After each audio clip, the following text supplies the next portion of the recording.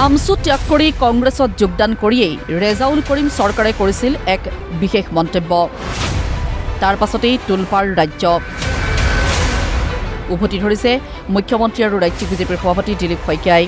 মই সকলো জাতি জনগোষ্ঠীৰ লগত মোৰ এই পিছপৰা জনগোষ্ঠীটোক হাতে হাত ধৰি একেলগে খোজ মিলাই শিৱসাগৰক ধুবুৰী বনাম, শিৱসাগৰ বনাই বৰাকক শিৱসাগৰ বনাই তিনিচুকীয়াক ধুবুৰী বনাই একেলগে একত্ৰিত কৰি সমন্বয়ৰ বাৰ্তাৰে উন্নয়নৰ বাৰ্তাৰে আমি একেলগে অসমখনক আগুৱাই লৈ যাওঁ। অসমীয়া জাতিক ঐক্যবদ্ধতাৰে কেনেকৈ আগুৱাই লৈ যাব লাগে সেই কাম তাত ক্ষুদ্ৰ সৈনিক হিচাপে কৰিবৰ কাৰণে মই বদ্ধপৰিকৰ।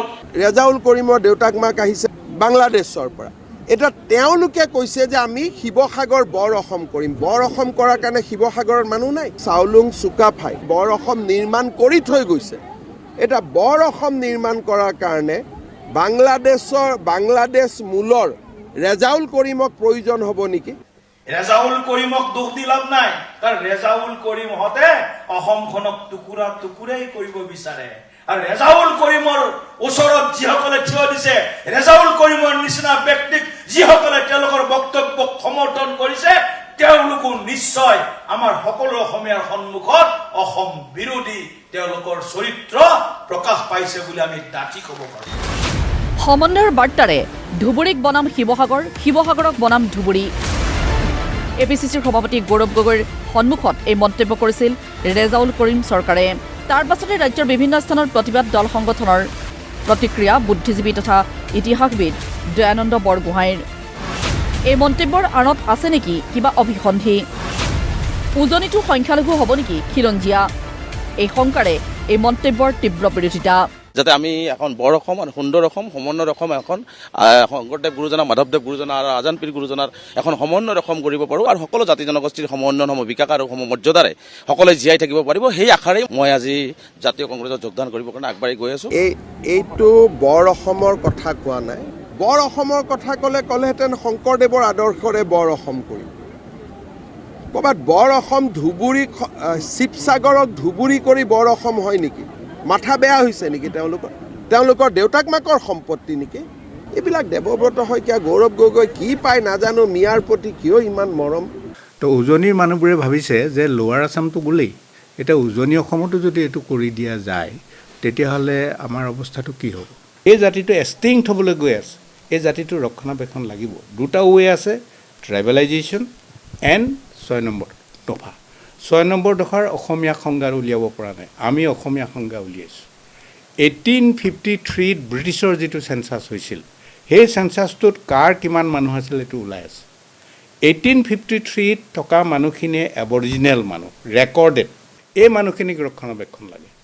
যে তুমি মিয়ালেণ্ড তোমাৰ অঞ্চলত বনাই থাকা, আমাৰ ইয়াৰ শিৱসাগৰত বা উজনি অসমত তুমি চকু নিদিবা। আৰু তোমাক মই ক'বলৈ বিচাৰিছোঁ যে তুমি যোনদিনাখনি উজনি অসমলৈ আহিবা, শিৱসাগৰলৈ আহিবা, তোমাক চেণ্ডেল, জোতা, গেলা বিলাহীয়ে তোমাক পিটন দিয়া হ'ব। এয়া ৰেজাউল কৰিম চৰকাৰৰ মন্তব্য নহয়। এই মন্তব্য কংগ্ৰেছ দল আৰু গৌৰৱ গগৈৰ। এই অভিযোগেৰে তীক্ষ্ণ সমালোচনা কেন্দ্ৰীয় মন্ত্ৰী পবিত্ৰ মাৰ্ঘেৰিটা, মন্ত্ৰী ৰঞ্জিত দাস আৰু বিমল বৰাৰ। অসম আন্দোলনৰ সময়তো কংগ্ৰেছে অসম বিৰোধী ভূমিকা লৈছিল। এতিয়াও কংগ্ৰেছ অসম বিৰোধী।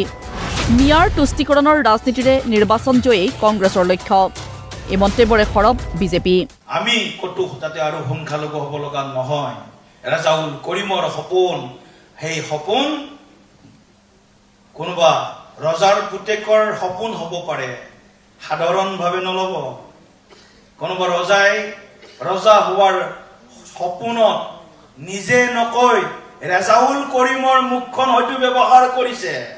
আমাৰ যিটো উজনিৰ ডেম'গ্ৰাফি, সেই ডেম'গ্ৰাফিটো ধ্বংস কৰিবৰ বাবে কংগ্ৰেছে বহুদিনৰ পৰা চেষ্টা কৰি এতিয়া মধ্য অসমত যথেষ্ট সফল হৈছে। অৰ্থাৎ কোনোবা এটা সমষ্টিত যদি হিন্দু, মুছলিম, খ্ৰীষ্টান, জৈন, যি আমাৰ নিজৰ সনাতন সংস্কৃতিৰ খিলঞ্জীয়া লোকসকলৰ প্ৰভুত্ব থকা ঠাইত মিয়া মানুহ যদি 10,000 সোমাই দিয়া হয়, তেতিয়াহ'লে ভোটৰ দৃষ্টিকোণৰ পৰা কংগ্ৰেছৰ বহুত লাভ হয়।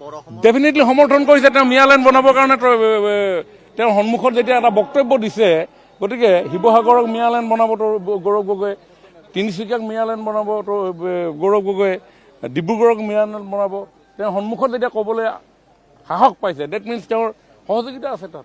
গতিকে সংখ্যালঘুৰ কাৰণে তেওঁ সংখ্যালঘু ছাত্ৰ সন্থাত থকা আৰু কংগ্ৰেছত আহি কিবা কৰা কথাটো একে কথা। তীব্ৰ প্ৰতিক্ৰিয়াৰ অন্তত কংগ্ৰেছ আৰু ৰেজাউল কৰিম চৰকাৰে তেওঁৰ মন্তব্যৰ অপব্যাখ্যা কৰা হৈছে বুলি প্ৰতিক্ৰিয়া প্ৰকাশ কৰিছে। সমন্বয়ৰ বাৰ্তাৰে কোৱা কথাক ৰাজনৈতিক প্ৰপাগণ্ডাৰ অস্ত্ৰৰূপে ব্যৱহাৰ কৰা বুলি মত পোষণ কৰিছে বিৰোধীয়ে। কিন্তু ৰেজাউল কৰিম চৰকাৰৰ মন্তব্যক সহজভাৱে ল'ব পৰা নাই বুলি তীব্ৰ সকিয়নি বিজেপিৰ লগতে জাতীয় দল সংগঠনৰ। অব্যাহত প্ৰতিবাদ।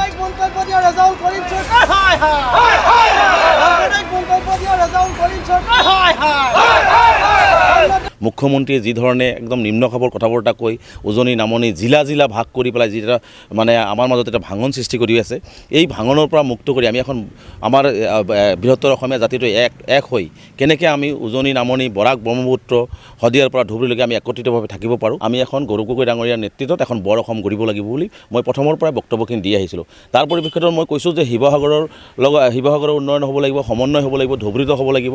শদিয়াৰ পৰা ধুবুৰীলৈকে বৰাকৰ পৰা ব্ৰহ্মপুত্ৰলৈকে সকলোৱে একত্ৰিতভাৱে সমন্বয় আৰু উন্নয়নৰ কথাটোৱে মই কৈছিলোঁ। একাংশই বক্তব্যটোক বিকৃত কৰি আচলতে এটা মানে পৰিৱেশটো বেলেগ ফালে ঢাল খোলাবলৈ চেষ্টা কৰা হৈছে।